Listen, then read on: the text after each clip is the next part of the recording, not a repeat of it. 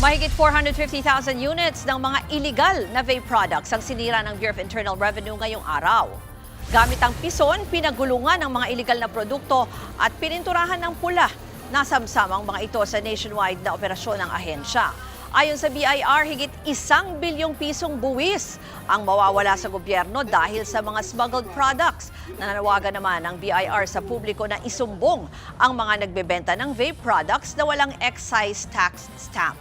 Ilan sa mga palatandaan ng illegal na vape ay kung mas mababa raw ito sa 10 to 30% kumpara sa orihinal na presyo.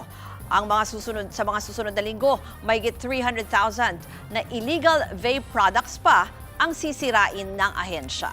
Mga kapatid, Ruth Cabalco, para sa mabilis na pasada ng mga balitang dapat niyong malaman, mag-follow at mag-subscribe sa social media pages ng News 5.